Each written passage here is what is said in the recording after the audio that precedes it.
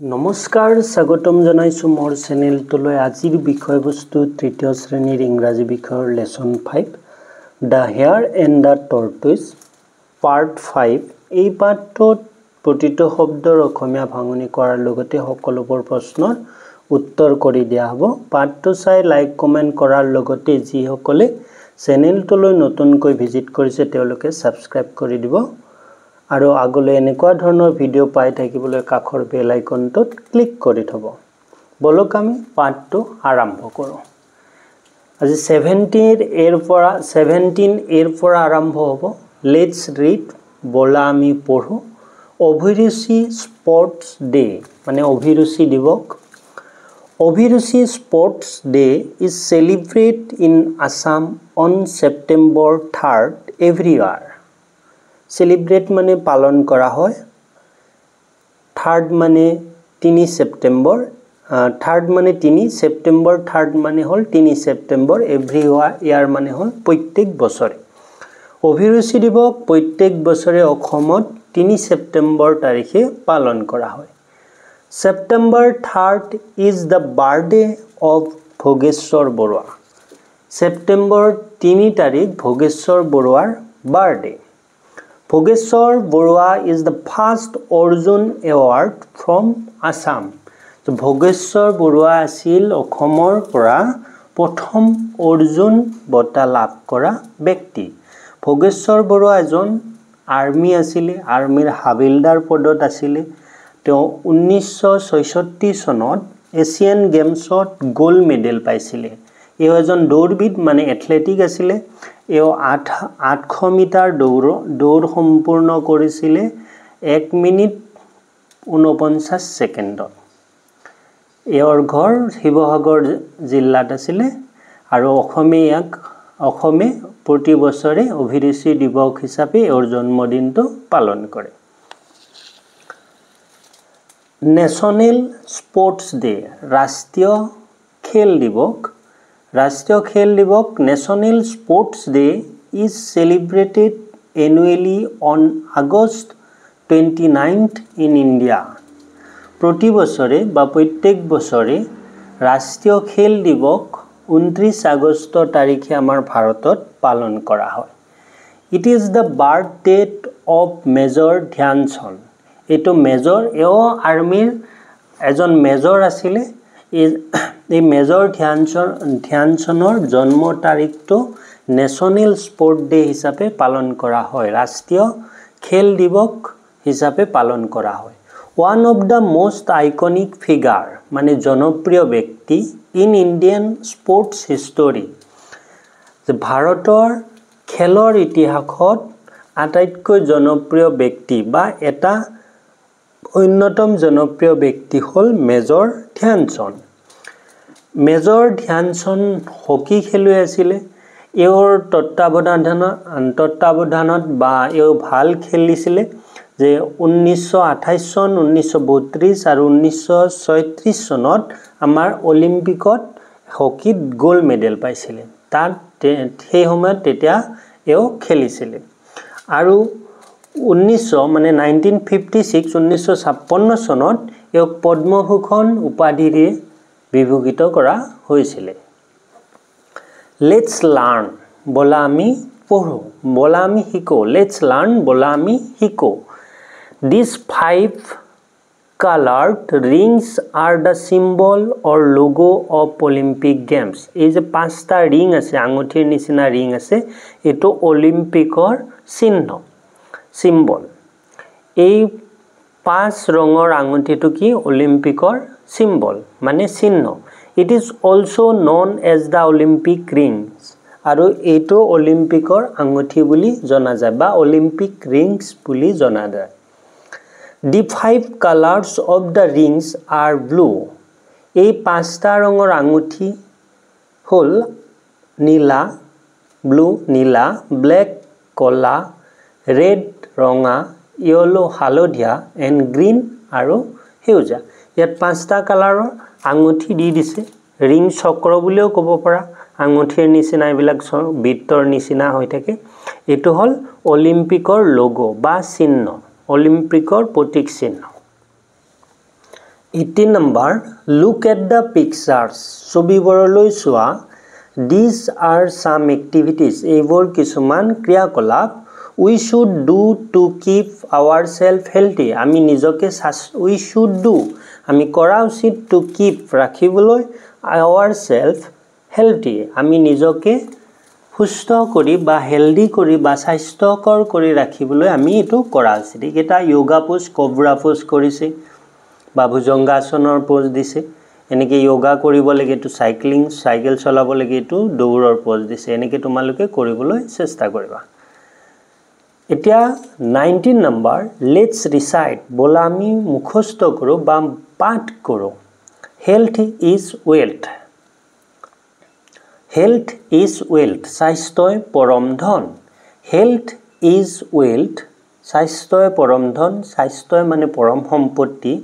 So hey দেছে হিহতে কৈছে take care of yourself every day.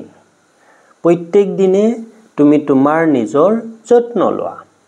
It well, ভালদৰে খোৱা. স্লিপ টাইট মানে গভীৰকে হোৱা বা ভালদৰে হোৱা. এক্সাৰসাইজ টু আৰু শাৰীৰিক ব্যায়াম কৰা. Health is well. স্বাস্থ্যই পৰম ধন. That's true. সেইটো সঁচা.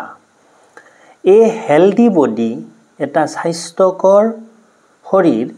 এ হেপি মাইণ্ড, এটা সুখী মন. Wealth in health. Wealth in health, স্বাস্থ্যই ধন. ইউ উইল অলৱেজ ফাইণ্ড, তুমি সদায় বিচাৰি পাবা. বি এক্টিভ, সক্ৰিয় হোৱা. বি ষ্ট্ৰং, শক্তিশালী হোৱা. বি ব্ৰাইট, উজ্জ্বল হোৱা. চাইন উইথ হেলথ, সুস্থ শৰীৰে জিলিকা. মৰ্নিং টু নাইট, ৰাতিপুৱাৰ পৰা ৰাতিলৈ. যে এটা সুস্থ শৰীৰে ৰাতিপুৱাৰ পৰা ৰাতিলৈ জিলিকি থাকে. আগৰ পইণ্টৰ আলম লৈ এতিয়া 20 নম্বৰটো দিব. Complete the poem. ইয়াত a healthy body, a happy mind, wealth in health, you will always find, be active, be strong, be bright, shine with health, morning to night. এইটো আগৰ চেপ্টাৰৰ কবিতাটোৰ শেষৰ ষ্টেঞ্জাৰটোত এইটো লিখা আছে. আমি সেইটোৰ পৰা এইটো পূৰ কৰিলোঁ. লেটছ সি, বলা আমি চাওঁ. How much we have understood, আমি কি বুজি পালোঁ আমি সেইটো চাওঁ বা পৰীক্ষা কৰোঁ. 21 numbers, answer the following question. তলৰ প্ৰশ্নবোৰৰ উত্তৰ দিয়া. এইটো মই ধুনীয়াকৈ বহীত লিখি ৰাখিছোঁ. এইটো তোমালোকে চাই ল'বা. এ number, what is the poem about, কবিতাটোৰ বিষয়বস্তু কি বা বিষয় কি. The poem is about the importance of good health, ভাল স্বাস্থ্যৰ বিষয়ে কৈছে. ভাল স্বাস্থ্য ভালে ৰখাৰ প্ৰয়োজনীয়তা কি সেইটো বিষয়ে কৈছে. What healthy habits R mention in the poem, কবিতাটোত কি ভাল অভ্যাসৰ কথা উল্লেখ কৰিছে. দি পয়েম মেনশ্যনছ ইটিং ৱেল, ভালদৰে খাব দিছে. স্লিপিং টাইট, ভালদৰে শুব দিছে. এণ্ড এক্সাৰসাইজ, আৰু ব্যায়াম কৰিব দিছে. এইটো কবিতাটোত মেনশ্যন কৰিছে. C number, where can we always find wealth, আমি ক'ত সদায় ভাল সম্পত্তি বিচাৰি পাওঁ, ক'ত ধন সদায় বিচাৰি পাওঁ. We can always find wealth in health, আমি স্বাস্থ্যতে আমি সম্পত্তি বিচাৰি থাকোঁ. যদি স্বাস্থ্য ভালে থাকে তেতিয়া সম্পত্তি হৈ যাব. মানে স্বাস্থ্য আমি যদি ভালে নাথাকোঁ, আমাৰ হস্পিটেলত টকা পইচা যিমান আছে সকলোখিনি খৰচ কৰিব লাগিব. গতিকে আমি স্বাস্থ্য ভালে যিমান পাৰোঁ ৰাখিব লাগে. How can we shine with health, আমি স্বাস্থ্য বা ভাল শৰীৰৰ সৈতে কেনেকৈ জিলিকিব পাৰোঁ. We can shine with health by taking care of our self, আমি নিজৰ যত্ন ল'বলৈ এভৰিডে, প্ৰত্যেক দিনে আমি নিজৰ যত্ন লৈ. এণ্ড ফলোয়িং হেল্থি হেবিটছ, আৰু ভাল স্বাস্থ্যকৰ অভ্যাসবোৰ আমি অনুসৰণ কৰি আমি কি কৰিব পাৰোঁ, আমি ভাল স্বাস্থ্যৰ হৈতে যে লিখিব পাৰো 22 নাম্বাৰস কমপ্লিট দা সেন্টেন্স বাক্যটো সম্পূৰ্ণ কৰা টু ষ্টে হেলথি স্বাস্থ্যকৰ হৈ থাকিবলৈ বা ভালে থাকিবলৈ আই উইল মই কৰো বা মই কৰিম it I will it good food ভাল খাদ্য খাম এক্সাৰসাইজ ডেইলি দৈনিক ব্যায়াম কৰিম স্লিপ অন টাইম সময়মতে home and keep myself clean আৰু নিজকে সফা কৰি ৰাখিম 23 লেটস ৰিড বলা আমি পঢ়ো হেলথ ইজ ওয়েলথ স্বাস্থ্যই পৰম ধন slow and steady in the race মানে লাহে লাহে আৰু কন্টিনিউয়াছলি যেটো কাম কৰা হয় হেতুত আমি ৰেস জয় কৰিব পাৰো মানে নিয়মিত কামে আমাক যিকোনো কাৰ্যৰ সফলতা কৰে নিয়মিতভাৱে কৰা কামে আমাক সফলতা নিশ্চিত কৰে এবিলাক প্ৰভাৰ্বছ হয় মানে ফকৰা যোজনা বুলি কয় এ স্টিচ ইন টাইম সেভস 9 মানে এবাৰ সিলোৱা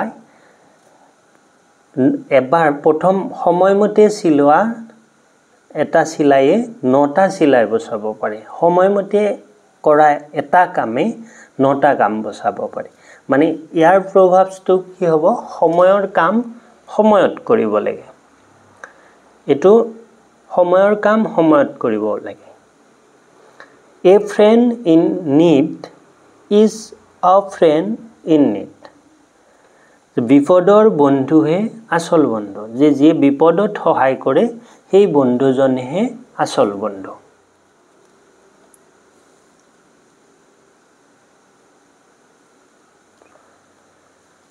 24 numbers look at the words in the frame মানে এই বাক্যটোত বা ফ্রেমটোত শব্দবোৰ চোৱা they are all related to a healthy lifestyle এই সকলোবোৰ কি এটা ভাল স্বাস্থ্যকৰ পৰিবেশ বা ভাল স্বাস্থ্যকৰ পৰিবেশৰ লগত কি হয় জড়িত হয় they are all related এই সকলোবোৰ সম্পৰ্কিত টু হেলদি লাইফষ্টাইল এটা ভাল সুস্থ জীৱনৰ লগত এই শব্দবোৰ জড়িত the teacher will read out the words এই শব্দবোৰ শিক্ষকসকলে পঢ়ি দিব find out the words in the grid এই গ্ৰিডখনৰ পৰা শব্দবোৰ বাছি উলিয়াব লাগে and circle them আৰু ইয়াত মই যেনেকৈ সাৰ্কেল কৰিছো ইয়াত সাৰ্কেল কৰিব লাগে মানে এনেকৈ সাৰ্কেল কৰিব লাগে one is done for you এটা তোমাৰ কাৰণে কৰি দিয়া হৈছে প্ৰথম ওয়াৰ্ডটো কি দিছে এক্সাৰসাইজ মানে আমি ব্যায়াম কৰা ফাইবাৰ আযুক্ত খাদ্য ওয়াটাৰ পানী গেমছ মানে হল আমাৰ খেল প্ৰটিন মানে প্ৰটিন ফ্ৰুটস আৰু ফল প্ৰথম আমি এক্সাৰসাইজটো ইয়াত কৰি দিছে এনেকৈ সাৰ্কেল কৰিলো তাৰ পিছত ফাইবাৰটো আমি ইয়াত লিখিলো আযুক্ত খাদ্য ফ্ৰুটসটো এনেকৈ কৰিলো সাৰ্কেল গেমছটো কৰিলো তাৰ পিছত আমি কৰিলো প্ৰটিনটো কৰিলো আৰু ওয়াটাৰটো কৰিলো এইবিলাক আমাৰ ভাল স্বাস্থ্যকৰ জীৱনশৈলীৰ এটা সদায় ওতপ্ৰোতভাৱে জড়িত কেইটামান শব্দ এইকেইটা আমি দৈনন্দিন জীৱনত ইউটিলাইজ কৰিব লাগে এতিয়া 25 নম্বৰ ফ্ৰেম সেন্টেন্সেস মানে বাক্য বনোৱা one is done for you এই ফ্ৰেম পৰা এই তালিকাটোৰ পৰা তোমালোকে কি কৰা বাক্য গঠন কৰা এটা তোমালোকৰ কাৰণে কৰি দিয়া হৈছে I am swimming you see yet I am swimming you is singing she is singing he is singing we is singing hobone they are singing hobo yet এইকেটা লগ লগাই কি কৰিব লাগে বাক্য হাজিব লাগে জেনাৰেলি I লগত কি বহিব am বহিব your লগত are বহিব তাৰ পিছত we লগত are বহিব they লগত are বহিব he she আৰু বাকি মানুহৰ যদি নাম হয় তেতিয়া হলে তাৰ লগত is বহিব ইয়াত মই বাক্যকেটা গঠন কৰি দিছো ইয়াত I am reading হ'ব প্ৰথমটো দিছে কৰি you are swimming your লগত are হ'ব is নবহে সেকেন্ড পারসন সিঙ্গুলার বা প্লুরাল বলিও লিখিব পাৰা তোমালোকে হাতৰা বা তুমি হাতৰা she is playing তাই খেলি আছে he is singing they are playing ইয়াত he is singing নিদে he is playing ও দিব পৰা অবজেক্ট বিলাক বেলেগ বেলেগকে তোমালোকে লিখিব পাৰা এনেকে আৰু বাক্য গঠন কৰিব পাৰি তোমালোকে আকৌ বাক্য গঠন কৰিবলৈ চেষ্টা কৰিবা look at the words on the board board খনৰ শব্দবোৰলৈ চোৱা pair the similar sounding words আৰু একে উচ্চাৰণৰ শব্দবোৰ জোৰা লগোৱা and write them down আৰু তলত কি কৰা লিখা one is done for you এটা তোমালোকৰ কাৰণে কৰি দিয়া হৈছে ইয়াত one দিছে no দিছে we দিছে here দিছে our দিছে new by shall chan 8 dear এইকেইটা শব্দ দিছে ইয়াৰ লগত সিমিলাৰ সাউন্ডৰ শব্দ বিলাক বাছিব দিছে প্ৰথমটো কৰি দিছে floor floor সাউন্ড বিলাক একে হ'ব no no new new by by hour hour sun chan way way